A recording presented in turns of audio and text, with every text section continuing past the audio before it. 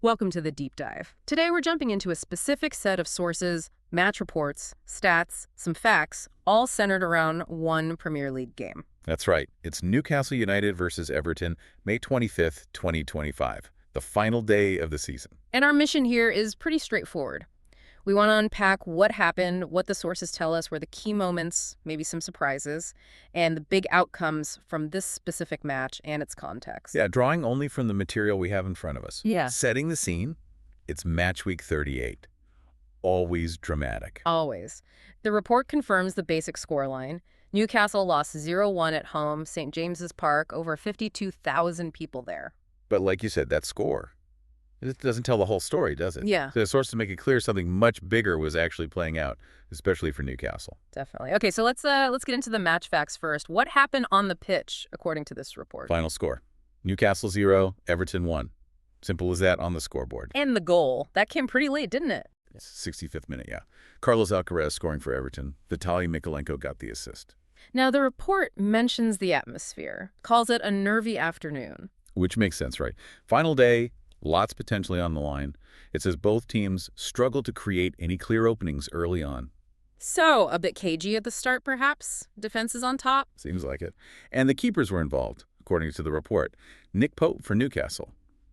He had some simple saves early from long range. But then a big one later? Yeah, a stunning stop, apparently, from an Alcaraz header. That was before Alcaraz actually scored the goal. So a crucial save at that moment. Wow, okay. And at the other end, Jordan Pickford for Everton? The report really highlights his performance, says he was in inspired form, denied Sven Botman twice, tipped a header over, then a smart reflex stop with his foot. Right, those sound like key moments. And later on, stop shots from Alexander Isak and Fabian Schär too. So yeah, inspired. Seems about right based on that description. He was busy. A tight game like that often means bookings. What do the sources say about cards? Yeah, fair few yellows listed. Idrissa Gueye for Everton got one early, 24th minute. Then Fabian Schär for Newcastle, 38th minute. Okay, so one each before halftime. Then a bit of a flurry for Everton later on. Ashley Young in the 77th, Mykolenko in the 81st, and James Garner right after in the 82nd. Things getting a bit heated towards the end, maybe. Could be. Or just tactical fouls, trying to break up play. The report also lists the substitutions. Both sides made changes, trying to, impact the game. Go on, who came on and off? For Newcastle. Joe Willock off at halftime for Anthony Gordon. Then Sven Botman replaced by Kieran Trippier around the 63rd minute. Okay. Jacob Murphy off for Callum Wilson in the 70th. And late on, 88th minute, Harvey Barnes replaced by William Osla. And for Everton, did they make changes to see the game out? Looks like it. Iliman Ndiaye off for Dwight McNeil, 76th minute. Same time, the scorer Alcaraz came off for Abdoulaye Doucouré. Right. And then Beto off for Dominic Calvert-Lewin, also late, 88th minute. Fresh legs up top, maybe. So lots of action, lots of changes. But here's the really fascinating part, the twist the sources highlight. Yeah, this is the core of it, isn't it? Newcastle lost the match at home, but they still qualified for the Champions League. It sounds completely backwards, losing the final game but getting into Europe's top competition. How did that happen based on these sources? Well, crucially, they didn't control their own destiny on the day because of the loss. The report states they needed help from other games. Okay, which games? Specifically, it mentions Manchester United beating Aston Villa 2-0 and Chelsea winning away at Nottingham Forest. Those results were key. Okay. So while Newcastle were losing to Everton, those other results fell perfectly for them. The source analysis says Newcastle grabbed the 5th and final Champions League spot on goal difference, finishing ahead of Aston Villa. Goal difference. Wow, that's tight. So is that 5th spot up for grabs? Yeah, the report clarifies Man City finished 3rd, Chelsea 4th, and Newcastle 5th. Those three confirmed their spots in that final day. And putting this in the bigger picture for Newcastle, the source material gives some context on their season, right? It does. It notes this is their second time qualifying for the Champions League in 3 seasons. Calls it an impressive domestic season overall. Impressive because of the league finish, but also, didn't they win something else? Exactly. The source highlights they won the EFL Cup back in March. Big deal for them, ended a 56-year wait for a major trophy. So a trophy in Champions League football sounds like a great season on paper. Definitely. Yeah. But the analysis of this specific game in the report adds a bit of nuance. It says they achieved qualification the hard way. Meaning they didn't exactly cruise over the line in this Everton match. Pretty much. Despite having dominance in possession, The report points out that Everton's threat on the counter created a nervy atmosphere. It also says Newcastle struggled to get top scorer Alexander Isak involved, even though he was back from injury. So they had the ball but couldn't break Everton down easily. Yeah, and they were thankful for Pope's interventions, those saves we mentioned, and ultimately could not find a way past Pickford. So the performance on the day, as analyzed here, wasn't maybe their best, even if the outcome elsewhere was good. Right.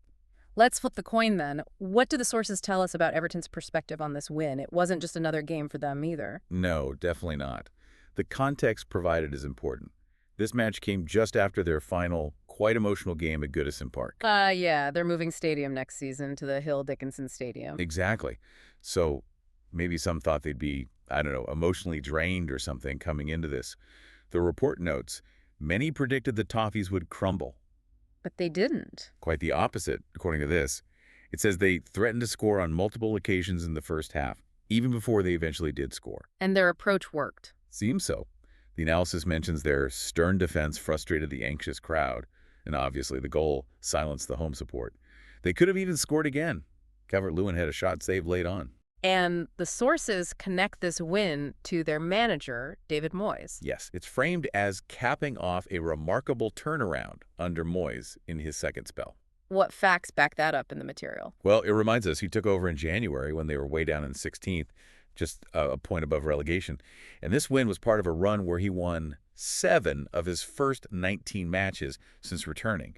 So this victory really underlines that positive shift reported in the source. Okay, interesting context for both sides. What about the historical matchup and some player stats? Did the sources give us anything there? Yeah, a bit. The head-to-head record between Newcastle and Everton over 60 matches is listed as incredibly close. Newcastle 23 wins, Everton 24 wins, 13 draws. Wow, almost dead even over the long haul. It really is. This result means Everton won the latest one, away. The previous meeting that season was apparently a 0-0 draw. And player stats for the season. Any standouts mentioned? For goals, Isak way out in front for Newcastle with 23. Harvey Barnes chipped in with 9 for them, too. For Everton, Iliman Ndiaye is listed with 9 goals. What about setting them up? Assists? Jacob Murphy leads for Newcastle with 12 assists in the source data. Bruno Guimaraes and Isak both had 6. It doesn't actually list the top assist providers for Everton, just the goal scorers. Okay. And defensively? Tackles are often a good indicator of effort and role. Definitely. And the numbers here are quite stark. Idrissa Gueye for Everton is listed with a huge 133 tackles. Whoa! Yeah. Then Bruno Guimaraes for Newcastle with 83, and James Tarkowski for Everton with 64. So just looking at those numbers provided, Isak is the clear finisher for Newcastle, Murphy the main creator, and Gueye. Well, 133 tackles speaks volumes about his role in that Everton midfield, doesn't it? Kind of backs up the stern defense comment. Absolutely. And Guimaraes clearly key for Newcastle in winning the ball back, too. The stats sort of paint a picture that aligns with the match report's narrative, you could say. Okay, so let's try and wrap this deep dive up. We've looked through the sources on this final day game. Newcastle lose at home to Everton. But the crucial twist, results elsewhere, mean they snag that final Champions League spot. It finishes off what the source calls an impressive domestic season for them, trophy included. Meanwhile, for Everton, it's a significant away win, one that the report frames as the punctuation mark on a remarkable turnaround under David Moyes, especially with that stadium move on the horizon. So pulling back and thinking about what these sources present, it leaves you with a couple things to chew on, maybe, for Newcastle. They got the big prizes, Champions League, a trophy, but given they qualified the hard way with a home loss on the final day, how does that specific ending, as described in the source, affect how you view that overall impressive domestic season? That's a good question. Or you could look at it from Everton's side, based purely on the reported facts of Moyes' turnaround, their stern defense in this game, and the context of the upcoming stadium move. What does the specific final day victory signal about their potential path forward? Just thinking based on what's in these documents. Yeah, interesting angles based just on the material here. Well, thanks for joining us for this deep dive. We hope digging into these sources gave you some valuable insights. Thanks for listening.